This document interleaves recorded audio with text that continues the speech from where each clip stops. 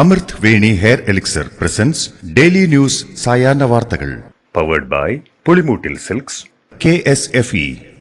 വാവ്, ഇയാളുടെ മുടിക്കിപ്പോ നല്ല ഉള്ള നീളം വന്നല്ലോ.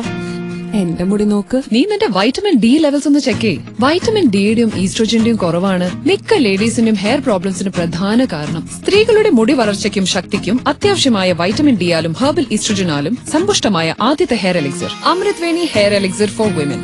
നമസ്കാരം, ഞാൻ ഷാജി പത്മനാഭൻ. ഡെയിലി ന്യൂസിന്റെ സായാഹ്ന വാർത്തകളിലേക്ക് സ്വാഗതം. ഇന്ന് മെയ് 16 വ്യാഴാഴ്ച. CAA ഇല്ലാതാക്കാൻ ധൈര്യമുള്ള ആരെങ്കിലും ജനിച്ചിട്ടുണ്ടോ എന്ന് വെല്ലുവിളിച്ച് പ്രധാനമന്ത്രി നരേന്ദ്രമോദി. CAA നടപ്പാക്കുമെന്നും അത് മോദിയുടെ ഗ്യാരണ്ടിയാണെന്നും പ്രധാനമന്ത്രി പറഞ്ഞു. വിഭജനത്തിന്റെ ഇരകൾക്കാണ് പൗരത്വം നൽകിയത്. ഇന്ത്യയിൽ ശരണം പ്രാപിച്ചവരെ കോൺഗ്രസ് അവഗണിച്ചു. കോൺഗ്രസിന്റെ വോട്ട് ബാങ്ക് അല്ലാത്തവരെ കോൺഗ്രസ് അവഗണിച്ചുവെന്നും ഇന്ത്യ സഖ്യം CAAയുടെ പേരിൽ കലാപമുണ്ടാക്കാൻ നോക്കിയെന്നും മോദി പറഞ്ഞു. 75 വയസ്സ് കഴിഞ്ഞവർ പദവികളിൽ വേണ്ട എന്നതായിരുന്നു BJP നയമെന്നും അതിനാൽ നരേന്ദ്രമോദി റിട്ടയർ ചെയ്യുമോ എന്ന ചോദ്യവുമായി വീണ്ടും അരവിന്ദ് കെജ്രിവാൾ. എത്രയോ നേതാക്കളെ ഈ നയമനുസരിച്ച് ഒഴിവാക്കി. എന്നാൽ 75 വയസ്സ് കഴിഞ്ഞാലും താൻ മാറില്ലെന്നാണ് മോദിയുടെ നയം. തെരഞ്ഞെടുപ്പിൽ വിജയിച്ചാൽ യോഗി ആദിത്യനാഥിനെ 2 മാസത്തിനു ശേഷം മോദി ഒഴിവാക്കുമെന്നും അദ്ദേഹം പരിഹസിച്ചു. ഭക്ഷ്യസുരക്ഷാ ഓഫീസുകളിൽ വിജിലൻസിന്റെ മിന്നൽ പരിശോധന. വൻ ക്രമക്കേടുകൾ കണ്ടെത്തി. ഭക്ഷ്യസുരക്ഷാ കമ്മീഷണറേറ്റിലും ജില്ലാ ഓഫീസുകളിലുമാണ് പരിശോധന നടത്തിയത്. ഹോട്ടലുകൾക്ക് ലൈസൻസ് നൽകുന്നതിലാണ് പ്രധാനമായും ക്രമക്കേട് കണ്ടെത്തിയത്. ജീവനക്കാർക്ക് പരിശീലനം നൽകിയതിലും ഹോട്ടൽ ഹൈജീനിക് റേറ്റിംഗ് അട്ടിമറിക്കാനും ഉദ്യോഗസ്ഥർ ഒത്താശ ചെയ്തെന്നും കണ്ടെത്തി.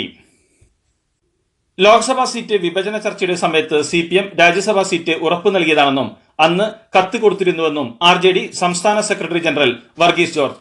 CPIക്കും കേരള കോൺഗ്രസ് എമ്മിനും മതിയായ പരിഗണന ഉണ്ട്. വടക്കൻ കേരളത്തിലെ സാഹചര്യം പരിഗണിച്ച് RJDക്ക് സീറ്റ് കിട്ടണം.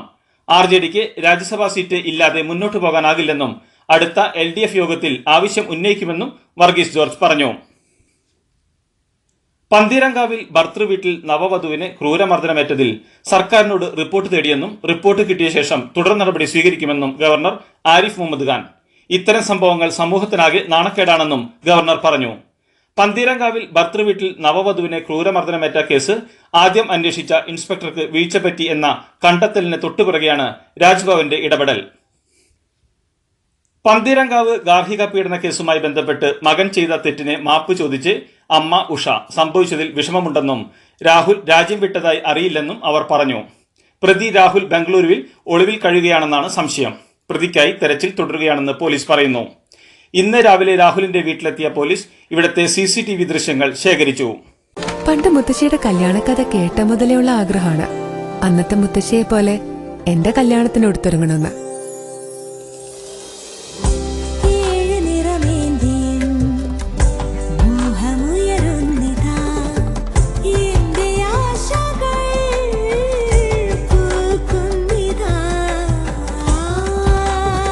ചില ബന്ധങ്ങൾ തുടർന്നുകൊണ്ടേയിരിക്കും.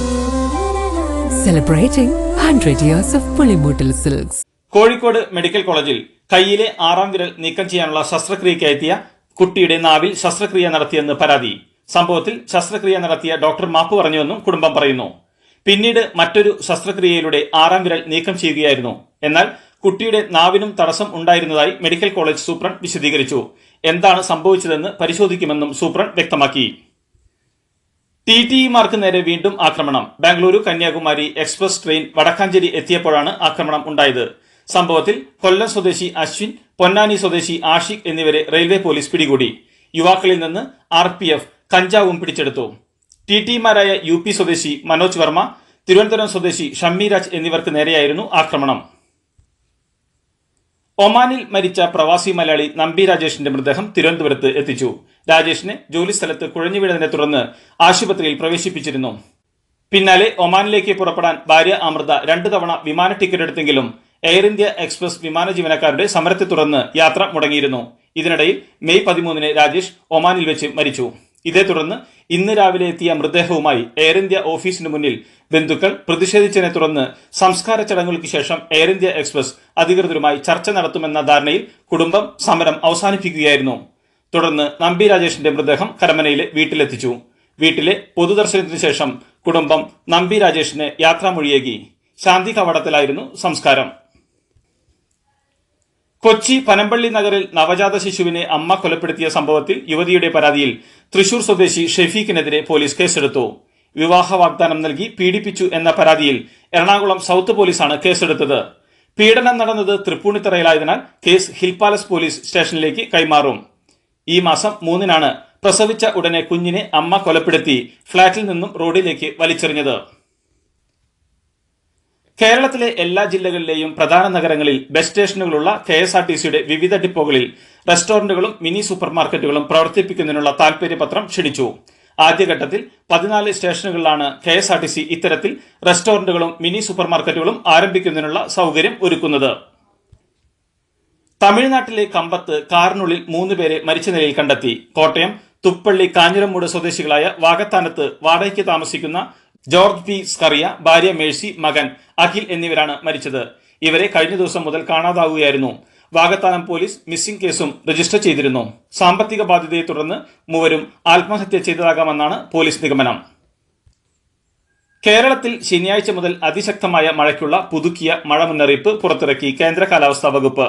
കോമറിന് തീരത്ത് തമിഴ്നാട് തീരത്തോട് ചേർന്ന് ഒരു ചക്രവാത ചുഴി നിലനിൽക്കുന്നു. ഇതിനാൽ തന്നെ ശക്തമായ കാറ്റിനും സാധ്യതയുണ്ട്. കണ്ണഞ്ചിപ്പിക്കുന്ന നക്ഷത്രത്തിളക്കവുമായി KSFEയുടെ ഗാലക്സി ചിട്ടികൾ വരവായി.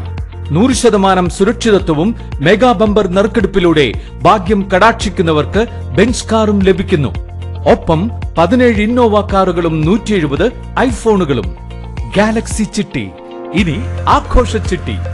ദില്ലിയിൽ എയർ ഇന്ത്യ വിമാനത്തിൽ ബോംബ് ഭീഷണി ഉയർന്നതിനെ തുടർന്ന് പരിശോധന നടത്തി. ഇന്ന് രാവിലെ 7:30 വഡോദരയ്ക്ക് പുറപ്പെടാനിരുന്ന എയർ ഇന്ത്യ വിമാനത്തിലാണ് ബോംബ് ഭീഷണി ഉയർന്നത്. വിമാനത്തിനകത്തെ ശുചിമുറിയിൽ ഒരു ടിഷ്യൂ പേപ്പറിൽ ബോംബ് എന്ന് എഴുതി കണ്ടതോടെയാണ് ആശങ്ക പരന്നത്. തുടർന്ന് വിമാനത്തിനകത്തും പുറത്തും വിശദമായ പരിശോധന നടത്തിയെങ്കിലും ഒന്നും കണ്ടെത്താനായില്ല. ലോക്സഭാ തെരഞ്ഞെടുപ്പിന്റെ പ്രചാരണത്തിന് ക്രൌഡ് ഫണ്ടിംഗുമായി ഇന്ത്യ മുന്നണി സ്ഥാനാർത്ഥി Kanhaiya Kumar. India സഖ്യത്തിനായി north east Delhi മണ്ഡലത്തിലാണ് Kannayya മത്സരിക്കുന്നത്.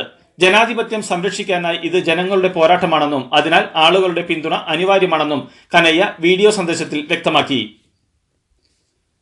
മഹാരാഷ്ട്ര ഉപമുഖ്യമന്ത്രി ദേവേന്ദ്ര ഫട്നാവിസിനെ ലഹരി മാഫിയ സംഘങ്ങളുമായി ബന്ധമുണ്ടെന്ന വിവാദ പരാമർശത്തിൽ മുതിർന്ന മാധ്യമപ്രവർത്തകൻ കേതൻ തിരോഡ്കറെ അറസ്റ്റ് ചെയ്തു. കോടതിയിൽ ഹാജരാക്കിയ കേതൻ തിരോഡ്കറെ 3 ദിവസത്തെ പോലീസ് കസ്റ്റഡിയിൽ വിട്ടു. സൈബർ പോലീസാണ് കേതൻ തിരോഡ്കറെ അറസ്റ്റ് ചെയ്തത്. സ്ത്രീകൾ ജോലിയിൽ പ്രവേശിക്കുന്നത് വർദ്ധിച്ചതോടെ വിവാഹമോചനങ്ങൾ കൂടിയെന്ന പാകിസ്ഥാൻ ക്രിക്കറ്റ് ടീം മുൻ ക്യാപ്റ്റൻ സയ്യിദ് അൻവർ നടത്തിയ പരാമർശങ്ങൾ വിവാദത്തിൽ. ഇതിനെതിരെ സാമൂഹ്യ മാധ്യമങ്ങളിലുൾപ്പെടെ വ്യാപകമായ വിമർശനങ്ങളാണ് ഉയരുന്നത്. അദ്ദേഹത്തിന്റെ കാലഘട്ടത്തിൽ അദ്ദേഹം ഒരു മികച്ച കളിക്കാരനായിരുന്നു, എന്നാൽ ദയനീയമായ മാനസികാവസ്ഥയെന്നും അത് മാറ്റാൻ കഴിയില്ലെന്നുമാണ് വിമർശനങ്ങൾ. വെടിവെപ്പിൽ പരിക്കേറ്റ സ്ലോവാക്യൻ പ്രധാനമന്ത്രി അപകടനില തരണം ചെയ്തതായി ഉപപ്രധാനമന്ത്രി തോമസ് തരാബ വിശദമാക്കി. അക്രമിയെ സംഭവസ്ഥലത്ത് വെച്ച് തന്നെ പിടികൂടിയിരുന്നു. രാഷ്ട്രീയ പ്രചോദിതമാണ് അക്രമകാരണമെന്ന് ആഭ്യന്തരമന്ത്രി വ്യക്തമാക്കി. അന്താരാഷ്ട്ര ഫുട്ബോളിൽ നിന്ന് വിരമിക്കൽ പ്രഖ്യാപിച്ച് ഇന്ത്യയുടെ സുനിൽ ഛേത്രി. ജൂൺ 6-ന് കുവൈത്തിനെതിരെ നടക്കുന്ന ലോകകപ്പ് യോഗ്യതാ മത്സരത്തിന് ശേഷം ഇന്ത്യൻ ജേഴ്സി അഴിക്കുമെന്ന് സോഷ്യൽ മീഡിയയിലൂടെ പങ്കുവച്ച പ്രത്യേക വീഡിയോയിലൂടെ 39-കാരനായ ഛേത്രി വ്യക്തമാക്കി. 2011-ൽ അർജുന അവാർഡും 2019-ൽ പത്മശ്രീയും ലഭിച്ചതിന് പുറമെ 6 തവണ AIFF player of the year അവാർഡും ഛേത്രിക്ക് ലഭിച്ചിട്ടുണ്ട്. ഇതോടുകൂടി ഡെയിലി ന്യൂസിന്റെ ഇന്നത്തെ സായാഹ്ന വാർത്തകൾ സമാപിക്കുന്നു. ഡെയിലി ന്യൂസിന് വേണ്ടി വാർത്തകൾ വായിച്ചത് ഷാജി പത്മനാഭൻ. DailyNewsLive.in വാർത്തകൾ വിരൽ തുമ്പിൽ.